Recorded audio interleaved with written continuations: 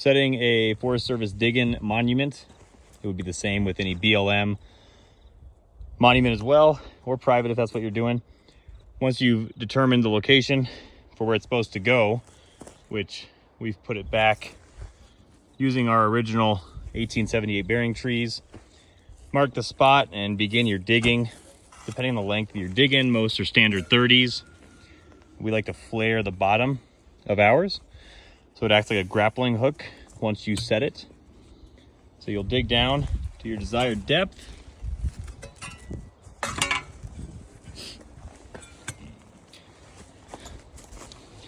We like to leave it sticking out a little bit so we can build a collar around it.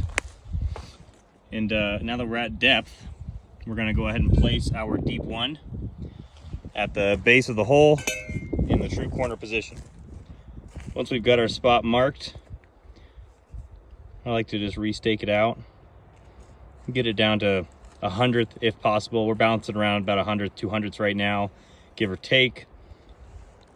So I'll go ahead and mark the spot using the tip of the rod.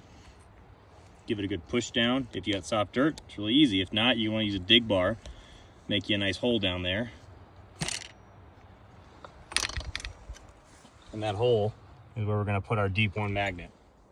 Now that you've got your deep one, you'll note they're marked this side down. Different colors mean different things, but for this, it's pretty simple for us. We're just setting these. We're not using pink.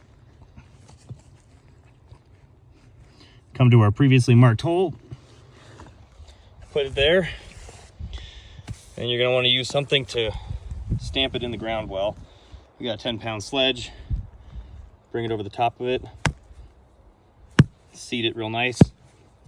So now we have seated that deep one into the earth below where our monument's going to go, and we can put a little layer of dirt on top of it as well. You want separation between your deep one and your monument. So if the monument is removed, the deep one remains. And you'll compact that down as well, just so there's a nice safeguard layer between the two. Now that your deep one's buried, find your spot again, a couple hundredths. We want to get the base as close as we can. Once again, make you a little divot there. And that's where you're going to set the dig in over top of that point to begin burying. Make sure when you're setting your monument, as always, oriented north. I made a palm mark here where north is using my compass.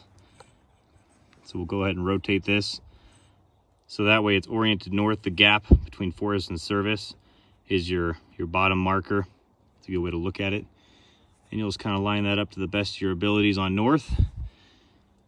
Then, now that we've got it set where we want it, it's not wanting to stay yet. It's okay.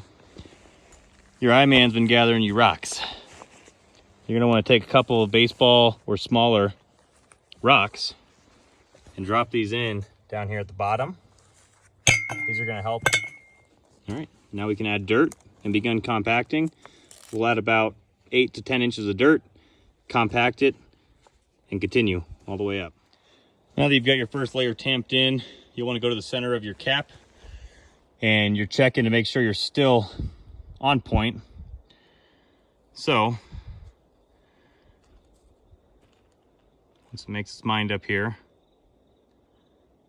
so we got to give her a nudge south, and it wouldn't hurt to give her a nudge to the east as well.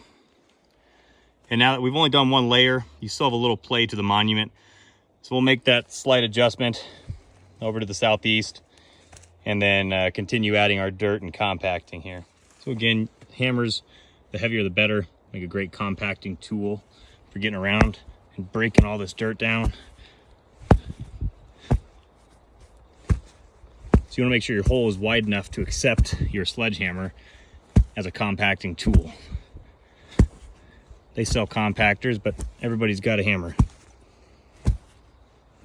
Now that you've finished setting your monument, before you've put your stones in place here, good time to recheck, make sure it's not bad. That's a good time to go ahead and mark your center punch. And I prefer to stamp them, then shoot them, just in case it moves a little bit. So I'm gonna just go ahead and get on my good spot here where I want it. spin the rod around to make a little dimple, and then I can center punch from there and get to stamping this thing before it's got a ring around it. So it's stamping time. We've got a number all rotary stamp set here, 1/8 inch, and then just some standard things you want to have when you're doing a lot of monumentation. A good center punch, small chisel flathead, and a larger one. I'm going to use this larger one primarily for making my crosshairs, because this is a section corner here. So we're at the northeast corner of 33. So I'll be using the big boy after I get my center punch done to go ahead and make my good section lines through here. The smaller one here is good for cleaning up those lines if you need to. And I've got an even smaller one I like to use when I'm doing, you know, quarter corners, so I can do the slash for the 1 through 4. Now that she's all stamped up, it's never going to be pretty, but it's going to be good enough. We're going to go ahead and build a nice mound / collar stones here.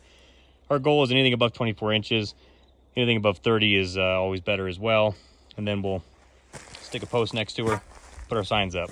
When you're building your mound or collar, especially if you're on a bit of a hill, we're on a little bit of a hill here, it's always best to get your bigger rocks in a ring about the diameter you want it, and then fill in with your smaller rocks flush to the top of cap. Finished product should look something like this.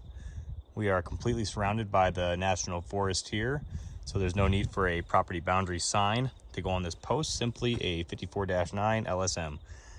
Letting them know, hey, there is a survey monument here.